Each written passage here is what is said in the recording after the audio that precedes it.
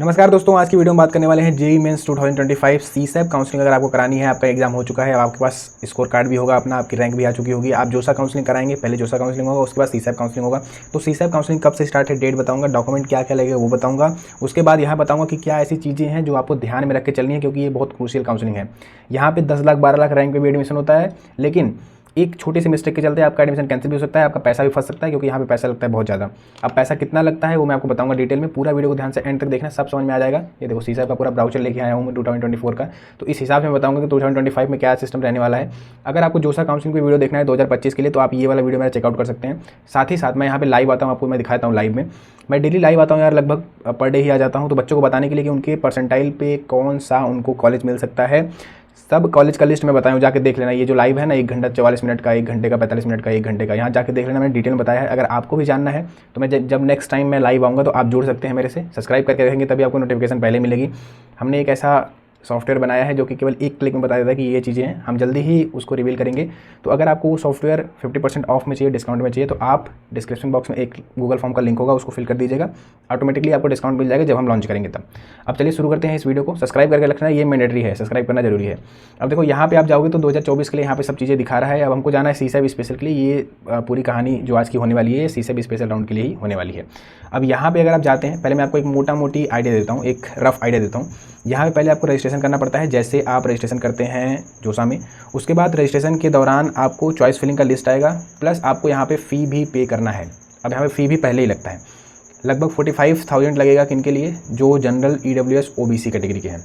उसके बाद 25 के लगेगा लगभग SC ST PWD के लिए। इतना फ़ी देने के बाद में तब आप चॉइस फिलिंग करेंगे। और यहाँ चॉइस फिलिंग में मिस्टेक मत करना बेटा, अगर थोड़ी सी भी मिस्टेक हुई चॉइस फिलिंग में तो फिर बहुत दिक्कत होने वाली है, क्योंकि उसके बाद एक बार चॉइस फिलिंग कर दिया आपने, लॉक हो गया चॉइस, तो फिर उसके बाद आप चेंज नहीं कर पाओगे और पैसा आपका 45,000 यहाँ पर बच गया है। तो अब मैंने भी जो कॉलेज मेरा लिया है वो भी मैंने सीसैप काउंसलिंग में ही लिया था, तो मेरे को सीसैप 1 में ही अलॉट हो गया था। ठीक है, मेरे को सीसैप 1 में ही अलॉट हो गया था, मैं वहाँ पे कॉलेज लेके बाहर हो गया। अगर आप इसमें विड्रॉ करते हो तो ठीक है, आपका पैसा आ जाएगा, लेकिन सीसैप 2 में अगर आप जाते हो तो वहाँ पे बहुत क्रूशियल केस है। मैं आपको पूरा स्टेप बाय स्टेप प्रोसीजर यहाँ पे समझाता हूँ, जो कि मैं ये PDF यूज़ करने वाला हूँ। आपको मैं ये PDF प्रोवाइड कर दूँगा टेलीग्राम में, पूरा ध्यान से देखना, क्योंकि यहाँ पे बहुत सारी चीज़ें हैं, बहुत रूल्स एंड रेगुलेशंस है। कैटेगरी का भी यहाँ इशू आता है, तो वो भी सारा चीज़ मैं आपको समझाने वाला हूँ। देखो यहाँ पे इनका स्टार्ट हुआ था 26 जुलाई को पिछले साल 2024 का, तो इस बार आप मान सकते हैं कि 1 हफ्ता पहले ही ये स्टार्ट हो सकता है। क्यों? क्योंकि जो अपना इस बार रिजल्ट आने वाला है वो थोड़ा पिछले साल के मुकाबले 1 हफ्ता पहले ही आएगा। तो आप ये समझना, जो काउंसलिंग है वो भी 1 हफ्ता पहले ही खत्म हो जाएगी पिछले साल के अकॉर्डिंग। तो आप 1 हफ्ता पहले डेट एक्सचेंज कर लेना। अब देखो ये डेट छोड़ो, ये 1 हफ्ता आप समझ जाओगे, लेकिन यहाँ पे जो मेन चीज़ें हैं, पहले यहाँ पे क्या है, स्टार्ट एंड ये डेट उन्होंने बता दिया, फिर जोसा काउंसलिंग जब खत्म हुआ तो इनका स्टार्ट हुआ। अब यहाँ पे आपको जो मैं बता रहा था, देखो यहाँ पे कैंडिडेट के पास फ्रीज, स्लाइड, फ्लोट, उसका सरेंडर, फिर उसके बाद विड्रॉ, 5 ऑप्शन दिखते हैं, प्लस ऑनलाइन रिपोर्टिंग होती है, फिजिकल रिपोर्टिंग होती है। कैसे करनी है वो सब बताऊंगा। फिलहाल ये पेज इंपॉर्टेंट नहीं है, पेज इंपॉर्टेंट कहाँ से आता है, देखो यहाँ से अपन खोल लेते हैं उसको। ये चीज़ मैं आपको प्रोवाइड कर दूंगा, आप जाके इस PDF को पूरा एक्सेस कर सकते हैं टेलीग्राम में। पूरा वीडियो को ध्यान से एंड तक देखना, अभी मैं बहुत इंपॉर्टेंट चीज़ें आपको समझाने वाला हूँ। ओके, सो यहाँ पे देखो काउंसलिंग प्रोसेस। तो पहले आपको करना है ऑनलाइन रजिस्ट्रेशन। ठीक है, आप रजिस्ट्रेशन कर लेते हैं, उसके बाद पेमेंट करना पड़ेगा, जो कि IAF फर्स्ट है, ये आपको पेमेंट करनी पड़ेगी। पेमेंट कितनी करनी है नीचे वो है, मैं अभी आइडिया देता हूँ। 45K for general EWS OBC और 25K for SC ST PWD। ये फ़ी पे करना ही पड़ेगा, कोई इसमें रियायत नहीं है। फ़ी नहीं पे करेंगे तो चॉइस ये वाला जो है आपका ऑनलाइन चॉइस फिलिंग ये अनलॉक नहीं होगा, ये लॉक ही रहेगा। अब यहाँ पे स्पेशल राउंड 1 आएगा, उसमें सीट अलॉटमेंट होगी, फिर उसका आपका विलिंगनेस चूज होगा, डॉक्यूमेंट आपको अपलोड करना पड़ेगा। सीट अलॉट होने के बाद में फिर पेमेंट करना पड़ेगा IAF सेकंड। अब यहाँ पे 45,000 नहीं लगेगा यार, यहाँ पे पैसा कम लगेगा। कितना कम लगेगा वहाँ पे दिख जाएगा, नीचे है। ऑनलाइन रिपोर्टिंग या डॉक्यूमेंट वेरिफिकेशन करना पड़ेगा। अब कॉलेज में क्या होता है ना, कुछ कॉलेज में ऑनलाइन फिजिकल रिपोर्टिंग भी होती है, मतलब ऑनलाइन रिपोर्टिंग भी होती है, और कुछ कॉलेज में फिजिकल रिपोर्टिंग होती है। तो आपको जाके रिपोर्टिंग करना पड़ेगा, फिजिकल ये हो गया, और ऑनलाइन का मतलब हो गया ऑनलाइन ही अपने डॉक्यूमेंट वेरीफाई करा सकते हैं। बहुत सारे कॉलेज में ऑनलाइन का ऑप्शन रहता है, बहुत सारे कॉलेज में नहीं रहता है। ठीक है, अब जहाँ ऑनलाइन का ऑप्शन रहता है वहाँ आप ऑफलाइन भी जा सकते हैं, वो दोनों ऑप्शन आपके लिए देते हैं। फिर सीसैप राउंड 2 होगा, वहाँ सीट अलॉट होगी, फिर सेम प्रोसीजर ऐसे ही रहेगा। तो ध्यान में रखने वाली बात क्या है, देखो ऑनलाइन रजिस्ट्रेशन यहाँ पे इन्होंने बताया कि पूरा आपका क्राइटेरिया मैच करना चाहिए। क्राइटेरिया क्या है, पहले 75% आपका आना चाहिए बोर्ड में। ठीक है, देखो 75% होना चाहिए जनरल EWS SC, नहीं जनरल EWS OBC के लिए, और 65 होना चाहिए SC ST PWD के लिए। इतना क्राइटेरिया या फिर टॉप 20 परसेंटाइल में आप होने चाहिए, आप अपने बोर्ड में, जो भी आपका रेस्पेक्टिव बोर्ड हो। उसके बाद फिजिक्स, केमिस्ट्री, मैथ या जेईई मेंस का एग्जाम दिए रहो, ये सारी चीज़ तो रहना चाहिए। जो जेईई मेंस का एग्जाम दे दिया बच्चा, भले ही उसका 10 परसेंटाइल हो, 1 परसेंटाइल भी हो, तब भी वो इस काउंसलिंग में बैठ सकता है। ऐसा कोई क्राइटेरिया नहीं है कि जेईई मेंस में एक set particular number of rank आपको चाहिए, ऐसा कुछ भी नहीं है। अच्छा, इसमें अब यहाँ पे इन्होंने बता रखा है, जैसे देखो फ़ी का जो मैं बोल रहा था, तो 45,000 यहाँ पे देख सकते हैं, 45,000 है for general EWS OBC NCL और 25,000 SC ST।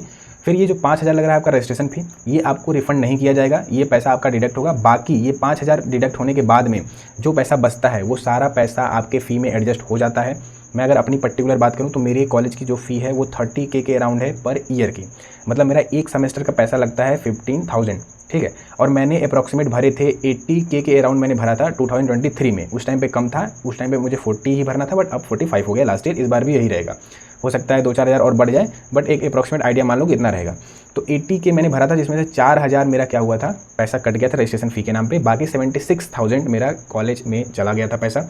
अब वो 76,000 में मेरा देखो 30K हो गया फर्स्ट ईयर का फ़ी, मेरे को पैसा कोई नहीं देना पड़ा कॉलेज में जाके। फिर सेकंड ईयर का फ़ी हो गया, इसमें से 30,000 और डिडक्ट कर लो 76 में से, प्लस आपका कुछ पैसा कट रहा होता है एडमिशन फ़ी के नाम पे और स्पोर्ट्स के नाम पे, बहुत सारी चीज़ें हो रही होती है, एनुअल फंक्शन के नाम पे, टेक फेस्ट होता है उसके नाम पे कट रहा होता है। तो ये सारी चीज़ें एडजस्ट करने के बाद में आप मोटा मोटी मान के चलो कि लगभग आपका 70,000 कट जाएगा 2 साल में। अभी मैं अपनी पर्टिकुलर बात करूँ तो मैं अभी 4th सेम में हूँ और मेरा 4th सेम कंप्लीट हो जाएगा 10 दिन में। मेरा एग्जाम चल रहा है एंड सेम का, 10 दिन में कंप्लीट हो जाएगा। मुझे अभी तक कोई पैसा नहीं देना पड़ा है। साथ ही साथ मैं जब 5th सेम में जाऊँगा तब भी मेरा यहाँ पे 7,000 रुपया पहले से जमा है, मुझे और देना पड़ेगा बस 8,000, ताकि मेरा 15K कंप्लीट हो जाएगा और बस मुझे 8,000 देना है, मेरा 5th सेम कंप्लीट हो जाएगा। फिर 6th सेम में मुझे अलग पैसा देना पड़ेगा। अब मैं थोड़ा सा बता दूं आपको यहाँ पे सेमेस्टर वाइज पैसा देना पड़ता है। साथ ही साथ जैसे आपका जेई मेंस में एडमिट कार्ड आता है, आप एग्जाम देने जाते हो, चाहे CUET का एग्जाम हो, चाहे कोई भी एग्जाम हो, वहाँ पे एडमिट कार्ड आता है, वैसे ही कॉलेज में भी एडमिट कार्ड आता है।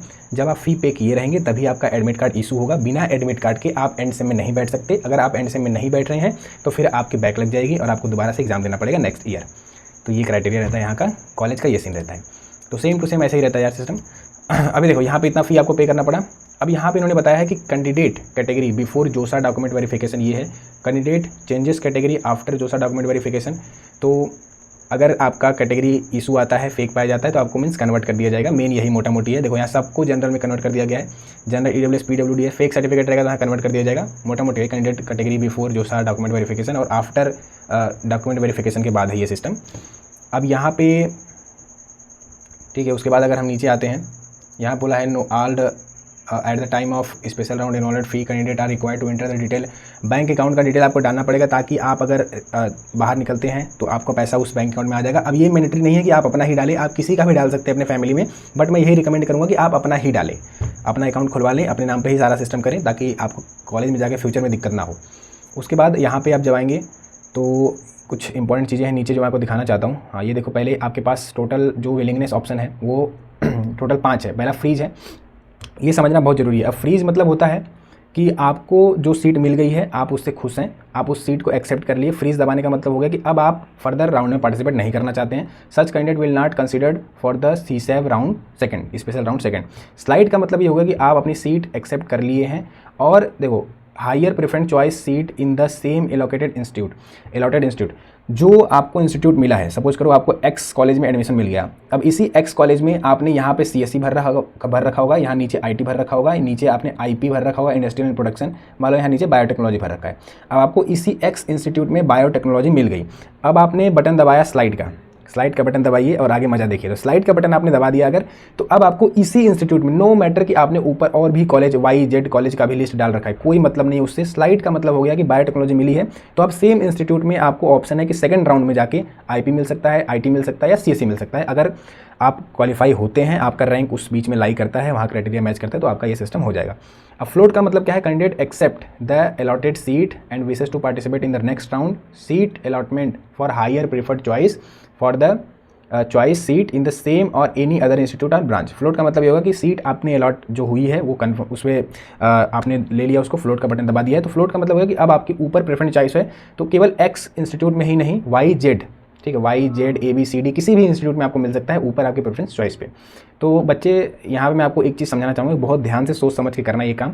अगर आपका मन चाहा कॉलेज मिल गया है और आप चाहते हैं कि मुझे उसी कॉलेज में ऊपर की ब्रांच मिल जाए, तो आप स्लाइड कर सकते हैं। और अगर आप चाहते हैं कि जो मुझे अलॉट हुआ यार वो ठीक नहीं है, तो आप फ्लोट कर देना। अब सरेंडर का मतलब क्या है, candidate reject the allotted seat, ये ध्यान देना, reject the allotted seat and wishes to participate in CSAB round second, seat allotted in JoSAA 2024 or special round second will be cancelled.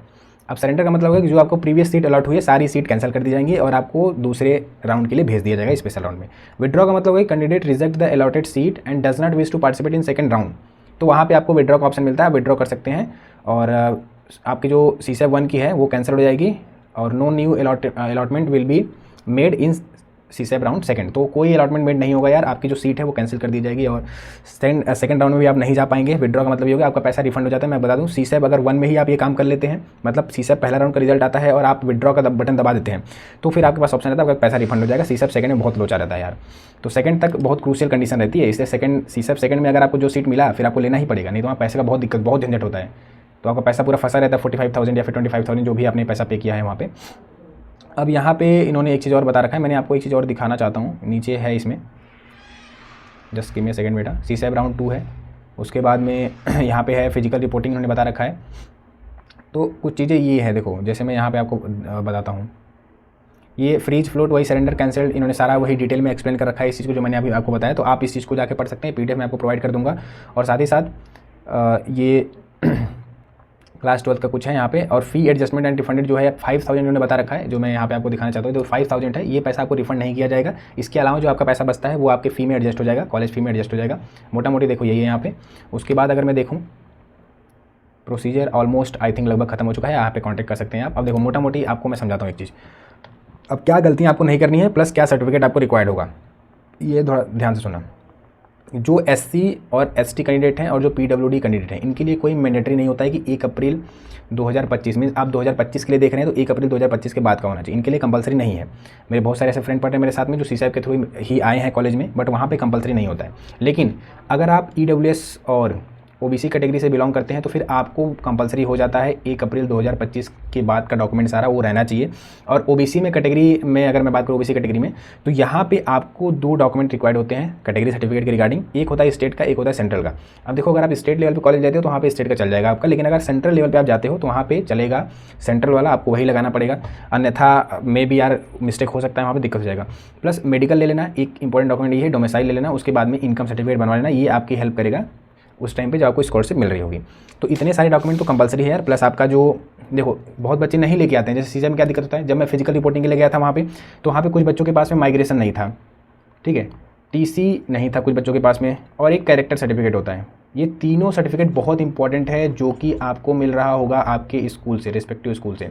आपके स्कूल से ये तीनों सर्टिफिकेट मिल रहा होगा तो माइग्रेशन इज़ मस्ट इंपॉर्टेंट है, TC भी इंपॉर्टेंट है, कैरेक्टर सर्टिफिकेट भी इंपॉर्टेंट है, ये तीनों चाहिए ही चाहिए कॉलेज के लिए, इतना ध्यान रखना। प्लस इनकम, डोमिसाइल और कैटेगरी सर्टिफिकेट ये तो रिक्वायर्ड है। उसके बाद क्लास 12th का मार्कशीट मैं लिख दे रहा हूँ फिर से, क्लास 12th का, ठीक है, क्लास 12th का, क्लास 10th का, फिर आपका आधार कार्ड, ठीक है, ये रहना चाहिए आपके पास में। एक मीन्स आइडेंटिटी प्रूफ रहना चाहिए, क्लास 10th की मार्कशीट से आपका मैच करा जाता है date of birth, plus JEE mains का एडमिट कार्ड, JEE मेंस का रिजल्ट स्कोर, ये 2 चीज़ें रहनी चाहिए। आप एडमिट कार्ड कोई सा भी लेके जा सकते हैं, फर्स्ट या सेकंड का, कोई दिक्कत नहीं होता है उसमें। रिजल्ट आप जो आपका फाइनल रिजल्ट आएगा जहाँ पे आपकी रैंक मेंशन रहेगी वही आपको देना पड़ेगा।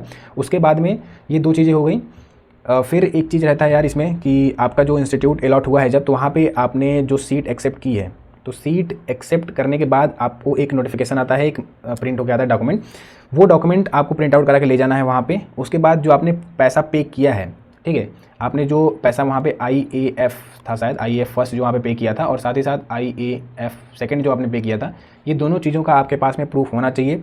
और ये सारी चीज़ें, सारे डॉक्यूमेंट बेटा मैं आपको फिर कह रहा हूँ, मेल पे जाना, ड्राइव खोलना, ठीक है, ड्राइव में जाना, अपना जो ऑफिशियल मेल होगा आपका, ऑफिशियल मेल मतलब जहाँ आप अब उस मेल को आपने दे दिया होगा JEE मेंस के तहत, वहाँ पे डाल दिया होगा रजिस्ट्रेशन कराते टाइम पे, तो CSAP में आप वही वाला मेल यूज करना। तो ड्राइव में जाके ये सारे जो डॉक्यूमेंट मैंने बताया आपको, सारा डॉक्यूमेंट आप वहाँ पे सेव करके रख लेना। आपको जब सीट अलॉट होगी तो वहाँ पे आपको वो चीज़ें मिल जाएंगी फर्दर, लेकिन जो पहले आपको मिल सकती हैं वो चीज़ें आप पहले कर लेना। बाकी देखो इतना तो सब चीज़ हो गया। अगर आपको अब भी डाउट होता है तो आप मेरे से लाइव में आके क्वेश्चन पूछ सकते हैं CSAP के रिगार्डिंग, कोई भी दिक्कत होती है। अगर आपको CSAP का कट ऑफ चेक करना है तो आप यहाँ पे जाना, CSAP opening and closing rank 2024 इस पर क्लिक करना, 2024 का आपके सामने यहाँ पे डेटा निकल के आ जाएगा। यहाँ पे सर्चिंग ले रहा है ब्राउजर, तो यहाँ पे आपके सामने डेटा निकल के आ जाएगा। वहाँ पे आप डालेंगे, देखो जैसे यहाँ पे मैंने सेलेक्ट किया, 2 राउंड होते हैं, मैंने सेलेक्ट किया राउंड 1, तो और राउंड 1 के बाद में मान लो मैं डाल देता हूँ यहाँ पे NITs। अब NITs में मेरे सामने ऑप्शन खुलेगा कि कौन सी NIT का मुझे देखना है, मान लो NIT वारंगल का देखना है। फिर मैं यहाँ पे डाल देता हूँ, सर्च कर रहा है अभी, यहाँ पे डाल देता हूँ प्रेफर्ड ब्रांच या फिर ऑल ब्रांच करके सबमिट कर देता हूँ। तो यहाँ पे सारे ब्रांच का मुझे डेटा निकल के आ जाएगा, कैटेगरी वाइज, ब्रांच वाइज, ठीक है। इससे भी तगड़ी चीज़, आपको इतना करना ही नहीं पड़ेगा, झंझट ही नहीं है। मान लो आपका ऑल इंडिया रैंक आता है, देखो इस चीज़ को ध्यान सुना, मान लो आपका ऑल इंडिया रैंक आ रहा है 58,568, मान लो आपकी ऑल इंडिया रैंक कितनी बनी, ठीक है, AIR। अब आपकी कोई भी कैटेगरी हो, ओपन कैटेगरी हो, जनरल हो, ओपन मतलब ओपन कैटेगरी हो, या फिर ओबीसी कैटेगरी हो, या फिर ईडब्ल्यूएस कैटेगरी हो, या फिर एससी हो, या फिर एसटी हो, पीडब्ल्यूडी, कोई भी कैटेगरी हो, हम जो सॉफ्टवेयर लॉन्च करने वाले हैं, आप जाना बस वहाँ पे एंटर करना अपना, यहाँ पे rank, all India rank enter करना, कैटेगरी एंटर कर देना, स्टेट एंटर कर देना, बस जनरल न्यूट्रल हो या फिर फीमेल हो वो एंटर कर देना। जैसे ही आप बटन दबाएंगे आपके सामने पूरा दिखा देगा कि आपको इस कॉलेज में एडमिशन मिल जाएगा।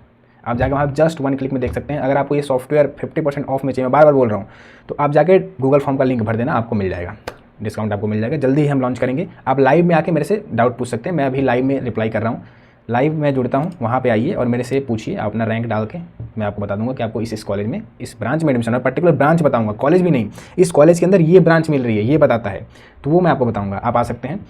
बाकी यार चैनल को सब्सक्राइब कर लेना, और अगर कोई डाउट आपको बचता है तो आप मेरे से पूछ सकते हैं, मैं उसका रिप्लाई करूँगा। और हाँ, मैं बता दूँ कि जब आपको जो IAF सेकेंड था, ठीक है, उसमें ऑलमोस्ट आपको 35,000 भरना पड़ेगा, और 20,000 फॉर SC ST PWD, और 35,000 लगभग देना पड़ेगा फॉर जनरल OBC EWS। ठीक है, सब्सक्राइब कर लेना। बाकी मिलते हैं नेक्स्ट वीडियो में।